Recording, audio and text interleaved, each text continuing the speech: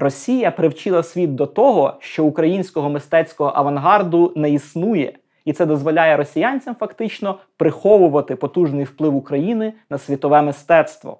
Попри те, що всесвітню славу здобуло чимало митців, так чи інакше пов'язаних з Україною, визнання українського виміру в їхній творчості досі не відбулося. А їхня українська ідентичність у випадках Казимира Малевича, Давида Бурлюка чи Олександра Архипенка, або потужний вплив на їхню творчість українського народного мистецтва, як це було з Соною Делоне чи Олександрою Екстер, досі перебувають у густій тіні бренду російського авангарду. У цьому сюжеті я розповім на конкретних прикладах, як створювалася ця тінь та що вже зараз роблять українці, щоб її розсіяти. Адже щоб змінити цю ситуацію, необхідні колосальні зусилля українських культурних інституцій та академічної спільноти. Перші кроки на цьому шляху вже зроблено, та яким би нелегким він не був, його все ж необхідно пройти до кінця.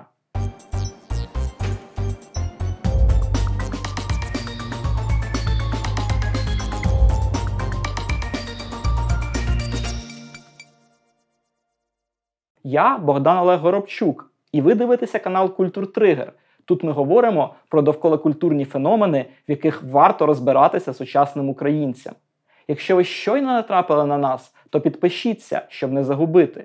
Ми традиційно закликаємо всіх глядачів донейтити на перемогу України за допомогою спеціально навчених фондів, посилання на які лишаємо в описі. А якщо раптом ви хочете підтримати саме наш канал, то будемо раді бачити вас серед наших патронів. Так ми зможемо більше часу присвячувати створенню сюжетів. А поки що напишіть в коментарі, яких українських художників світового рівня ви знаєте.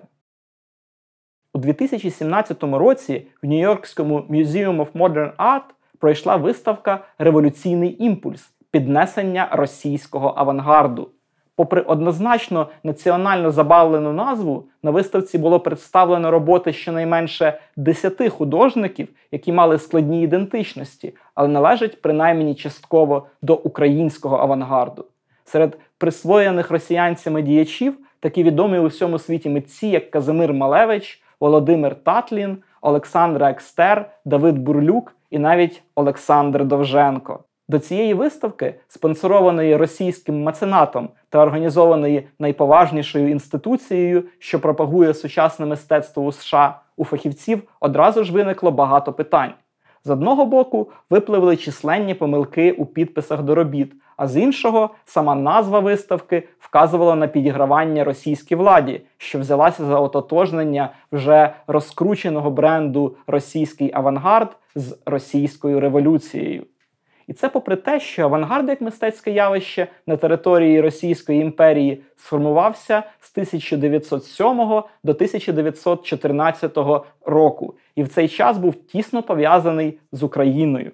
Креативна директорка Українського інституту Тетяна Філевська вважає, що таке ототожнення мало привести до очевидного висновку про велику руську культуру і велику Росію. Вочевидь, мотивація тут лежить у сфері м'якої сили, культурної дипломатії. І ця виставка, як і чимало інших, продемонструвала стратегію Росії – купівлю за нафтогазові гроші культурного капіталу, авторитету на міжнародній культурній арені. Адже імідж держави, що стала однією з колисок світового авангарду, чи не цінніший, ніж авторитет, здобутий великим русським балетом або творчістю Толстоєвського. Єжи Онух, екс-директор Польського інституту в Україні та США, визначає, що культурна дипломатія – це продаж іміджу країни засобами культури. Причому здійснюється цей продаж за чималі бюджетні вливання. А пані посол України у США Оксана Маркарова так прокоментувала зусилля російської дипломатії у сфері культури. Протягом останніх десятиліть мільйони доларів США, якщо не більше, були витрачені на розвиток м'якої сили Росії. Фонди «Руський мір», розпівробітництво та багато інших неурядових фондів створені олігархами як у США, так і в Україні. І це має припинитися, тому що тепер ми бачимо, що вони продовжують використовувати це як зброю для захисту Росії будь-якими можливими способами. Окрім конструювання власного культурного образу, м'яка сила російської культурної дипломатії виконує ще одне вагоме завдання – позбавляє Україну іміджу одного з важливих джерел світового авангарду. Росія робила і робить вигляд, що українського авангарду не існує взагалі, і привчила до цього світ, наголошує мистецтвознавець Дмитро Горбачов. Його думку доповнює один із найвідоміших дослідників творчості Казимира Малевича, француз Жан-Клод Маркаде. Уже кілька десятиліть я борюся проти російської культурної агресії, яка нині посилюється через політичну ситуацію. Активна русифікація триває. У всіх своїх книжках і статтях я її протидію вживає термін «український». Росіяни ж ним не послуговуються, кажучи, наприклад, «київський», вказуючи, що Малевич поляк. На останній виставці Малевича в галереї Тейт він був представлений виключно як російський художник, без жодної згадки про зв'язки з Україною. Для них він досі російський художник. Російські чиновники мистецької галузі, неприховано, не добираючи слів, коментують подібні досягнення власної культурної дипломатії. У нещодавньому інтерв'ю директор Ермітажу Михайло Піотровський таким чином пов'язує наративи про спецоперацію та виставки російських музеїв за кордоном. Наші останні виставки за кордоном – це просто потужний культурний наступ. Якщо хочете, свого роду спецоперація, яка багатьом не подобається, але ми наступаємо, і нікому не можна дати завадити нашому наступу. До початку спецоперації в Україні виставки російських музеїв були всюди. Це і була наша, якщо хочете, спецоперація, великий культурний наступ. Вочевидь, серед згаданих Михайлом Піотровським виставок було чимало присвячених саме російському авангарду. Наприклад, лише у 2013-2014 роках виставка під промовистою назвою «Казимир Малевич і російський авангард» пройшла одразу у 3 містах – Амстердамі, Бонні та Лондоні.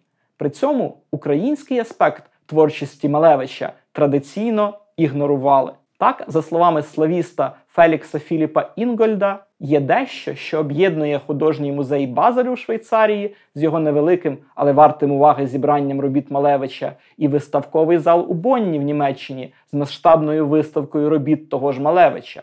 Як у Базелі, так і у Бонні куратори виставок вшановують художника як визначного героя революційного авангардного мистецтва Росії. І там навмисно забувають про українське походження митця. До речі, про присвоєння росіянцями Казимира Малевича та про український контекст його творчості я докладніше розповідаю у цьому сюжеті. Згаданий Михайлом Піотровським наступ здійснювався не лише через виставки. Тут застосовується широкий спектр інструментів. Від роботи з мистецтвознавцями, що отримували доступ до матеріалів, пов'язаних з авангардом в Російській імперії та Радянському Союзі, до тематичних заходів, які пропагували російську культуру. Екс-очільниця Центру стратегічних комунікацій та інформаційної безпеки Любов Цибульська стверджує, що чимало з тих митців, які росіянці звикли називати російськими, насправді тікали з Росії і ніколи себе не називали росіянами. Наприклад, Олександра Екстер приїхала в Україну, щоб отримати паспорт УНР, а при цьому на весь світ вона позиціонується як російська художниця. Любов Цибульська підкреслює, що Росія намагається показати, що має велику, багату культуру, нібито вона не агресор, який роздмухує війни, а насправді культурна нація. Завдяки таким цілеспрямованим зусиллям радянської, а потім і російської культурної дипломатії в академічному середовищі, а за ними в масовій культурі, утвердився погляд на багатьох митців, тісно пов'язаних з Україною, як на представників саме російського авангарду. Мова йде як про Казимира Малевича, Давида Бурлюка чи Олександра Архипенка, які прямо ідентифікували себе українцями, так і про Соню Делоне, Олександру Екстер чи Володимира Татліна, для яких українське мистецтво, передовсім народне, стало важливим джерелом натхнення, попри загальноприйняте уявлення про інтернаціональний характер їхньої творчості. Не в останню чергу такі стереотипи утвердилися через замовчування та приховування українського контексту авангардного мистецтва, а ще через те, що українській культурі впродовж довгого часу навішували ярлики хуторянської, етнографічної, мало не всуціль кітчевої, гопашно-шароварної та відверто антисучасної. Хіба ж така культура здатна докластися до народження авангарду? До речі, докладно про український контекст світового авангарду, про вплив українського народного мистецтва на перелічених авангардистів світового значення я розповідаю ось у цьому сюжеті. Утім, навіть усвідомлюючи себе українцями, митці авангарду не творили націоналістичне мистецтво, і великою помилкою буде зводити увесь їхній творчий доробок винятково до українського контексту. Присвоїти авангард з націоналістичних позицій на рівні практичних дій ніби й можливо, от тільки він тоді перестає бути авангардом. Його універсалістський сенс, його всесвітність, його направленість в універсалізований та постнаціональний світ – все це стає неможливим. Доводиться замість цього повторювати якісь байки про те, що Малевич любив сало, стверджує з цього приводу художник Нікіта Кадан. А Олександр Архипенко в одному з листів до свого брата, міністра часів директорії Євгена Архипенка, пише: «Наша незгода у мистецьких питаннях випливає з того, що ти націоналіст і на мистецтво дивишся крізь призму національності, а я художник і на національність дивлюся крізь призму мистецтва. Я прагну відобразити себе в мистецтві, і якщо в моїй крові є частка української естетики, не сюжети, то вона відбивається у моїх формах.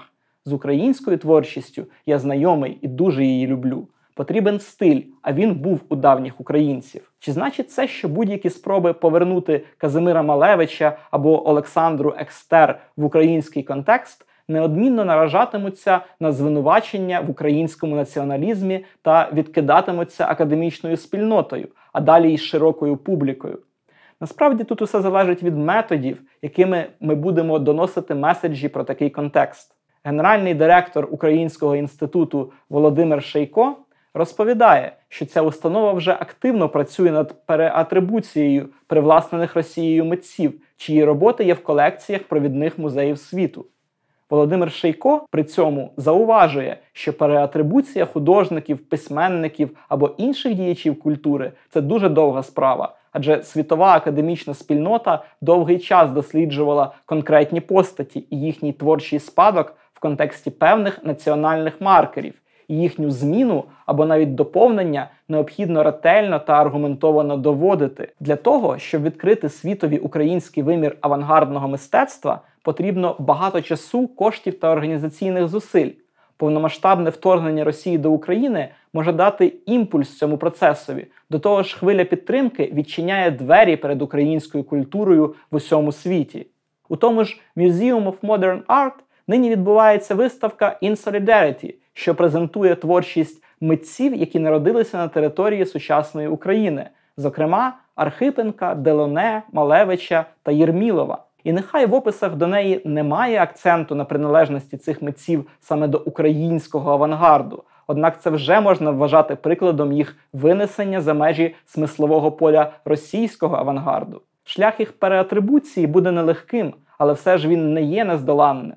А як ви вважаєте, чи варто Україні вкладати зусилля і кошти у те, щоб довести усьому світові зв'язок провідних художників з Україною? Чи на часі це зараз, під час повномасштабної війни з Росією? Чекатиму на ваші коментарі з цього приводу.